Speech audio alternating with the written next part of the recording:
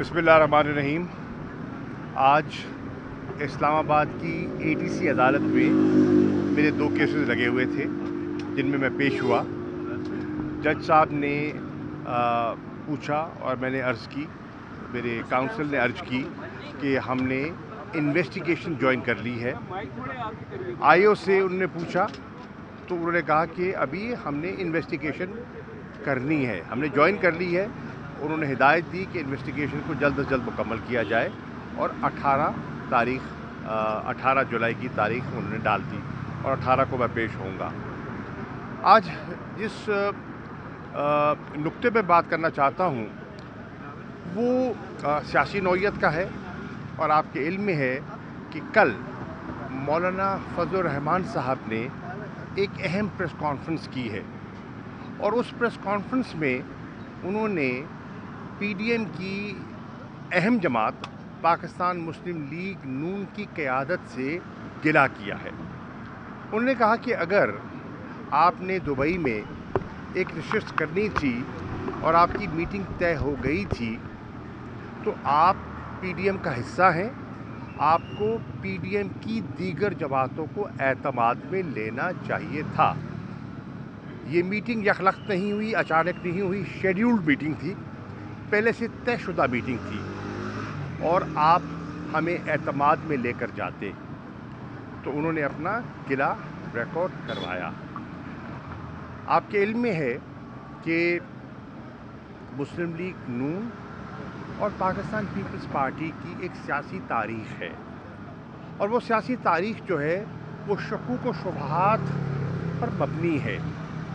आज वो तावन कर रहे हैं, माजी में वो हरीफ रहे हैं और मुस्तकबिल में वो कह चुकी हैं कि पीडीएम कोई इलेक्टोरल अलायंस नहीं है, चुनांचे उनके सियासी रास्ते जुदा होंगे। तो पीएमएल नून के और पीपल्स पार्टी के सियासी रास्ते जुदा, पीडीएम के अंदर एतमाद की फ़िज़ा जो है वो अबरालूद, उसमें फुक़दान। तो ये एक नई दिलचस्प सियासी सूरत हाल जन्म ले रही है और इंतखाबात की भी आमद है। तो देखते हैं कि ऊँट किस करवट बैठता है। शुक्रिया। शाह साहब, IMF की टीम इमरान खान से मिलने गई ज़मान पार्क, क्या कोई गारंटी ली गई है खान साहब से? देखिए, IMF की टीम से मुलाकात हुई, बहुत अच्छी मुलाकात हुई। IMF ने पाकिस्तान को $3 अरब की 9 माह की एक ब्रिज फैसिलिटी दी है और पीटीआई की नज़र में ये जो स्टैंड बाय एग्रीमेंट है जिसकी हमने तायीद की है, जिसको हमने सपोर्ट किया है पाकिस्तान की खातिर, क्योंकि हम इस नतीजे पे पहुँचे कि अगर इस एग्रीमेंट को सपोर्ट नहीं किया जाता तो डिफ़ॉल्ट का ख़दशा था और अगर खुदा न खास्ता मुल्क डिफ़ॉल्ट कर जाता तो उसके बड़े मनफी माशी असरात होने थे। मुल्क अफरात ज़र जो है बहुत चढ़ा हुआ है, महंगाई बहुत है और अगर खुदा न खास्ता डिफ़ॉल्ट कर जाते तो उसकी हद दुगनी हो जाती, हाइपर इन्फ्लेशन होती। अभी भी इन्फ्लेशन कम नहीं है और जो बिज़नेस क्लाइमेट है वो कॉन्फिडेंस तो पहले ही शैटर्ड है, वो फर्दर विशिएट हो जाता। तो मुल्क के मफाद को सामने रखते हुए तहरीक इंसाफ ने फ़ैसला किया कि हम अपनी ज़ात और जमात से बालातर होकर पाकिस्तान और रियासत पाकिस्तान के मफादात को देखेंगे। गो हमारे जो हरीफ जमातें हैं उनका रवैया हमसे इसके बरक्स था। आपको याद होगा जब फैटफ की गुफ्तगू हो रही थी और पाकिस्तान की कोशिश थी, मैं उस वक्त वज़ीर ख़ारजा था, कि हिंदुस्तान हमें ब्लैक लिस्ट पे धकेलना चाहता है और हमारी कोशिश है कि हम ग्रे लिस्ट से बाहर आएँ। तो हमने कानून साजी और हमने एक ऐसा माहौल बनाया कि पाकिस्तान इससे बाहर निकले। बदकिस्मती से उस वक़्त जो इस वक्त पीडीएम की जमातें हैं उन्होंने हमसे ताउन न किया, हमसे नहीं, पाकिस्तान से ताउन न किया और उन्होंने अपनी ख्वाहिशात का एक पलंदा, जिसको वो नैब कवानीन की तरामीम हमारे सामने उन्हें रख दी और मशरूत कर दिया कि अगर आपने हमारा वोट लेना है तो नैब के इन कवानीन में, इन शिकों में तब्दीली लाइए। फिर आपने देखा कि उन्होंने असेंबली में वोट भी नहीं किया और नैब के कानून साजी में उन्होंने हिस्सा नहीं लिया, उन्होंने बायकॉट किया। अल्हम्दुलिल्लाह हमारे नंबर्स पूरे थे, अल्हम्दुलिल्लाह हमारा होमवर्क मुकम्मल था और पाकिस्तान कामयाबी से ग्रे लिस्ट से बाहर आ गया। फ़र्क सिर्फ इतना है कि हमने पाकिस्तान के मफादात को तरजीह दी और उन्होंने अपने ज़ाती मफाद को तरजीह दी। हमने आज अपनी पार्टी के इंटरेस्ट को दोयम रखा और पाकिस्तान के मफादात को अव्वलियत दी। ये फ़र्क है एक। नंबर 2, PDM इस बात पर माफ़ कीजिए, PTI इस बात पर कन्विंस्ड है कि ये जो स्टैंड बाय एग्रीमेंट है ये मसले का हल नहीं है। ये एक स्टॉप कैप अरेंजमेंट है और मसले का हल नहीं है।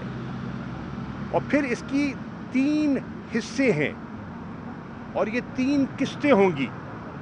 पहली किस्त उन्होंने कहा है वो देना चाहेंगे अब, ताकि जो एक स्टेबिलिटी आए और गैर यकीनी सूरत हाल ख़त्म हो, और वो तकरीबन $1 बिलियन की होगी। दूसरी किस्त तब दी जाएगी तब ख्याल ये है कि मुल्क में इंटरिम गवर्नमेंट आ चुकी होगी, केयर टेकर गवर्नमेंट आ चुकी होगी, क्योंकि असेंबलियों की मियाद जो है वो 12 अगस्त को पूरी हो जाएगी। और तीसरी किस्त जो है उसकी डिसबर्समेंट होगी जब नई हुकूमत मार्ज़ वजूद में आ चुकी होगी। तो आप ज़रा एक देखिए, इसमें जो मुझे IMF की सोच दिखाई दे रही है वो ये है कि वो 3 गवर्नमेंट्स के साथ वो समझ रहे हैं कि उनको इंटरैक्ट करना पड़ेगा। और PTI एक सीरियस स्टेक होल्डर है पाकिस्तान की सियासत में, और वो समझते हैं कि तमाम जमातों को इस प्रोग्राम की ओनरशिप लेनी चाहिए, क्योंकि जिस किस्म के इकनॉमिक रिस्ट्रक्चरिंग चाहिए वो नेशनल कंसेंसस के बगैर मुमकिन नहीं है। तो अच्छी नशस्त हुई, हमने अपना नुक्ता नज़र पेश किया।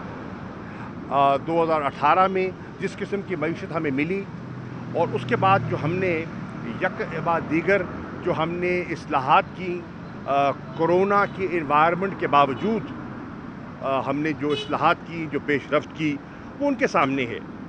जो 6% ग्रोथ उनने देखी, उन्होंने इसको नोट किया और आज वो ख़ुद एतराफ़ कर रहे हैं कि 0.3% ग्रोथ होगी, यानी कि मईशत में बिगाड़ पैदा हुआ है और मईशत स्टेबल दिखाई नहीं दे रही।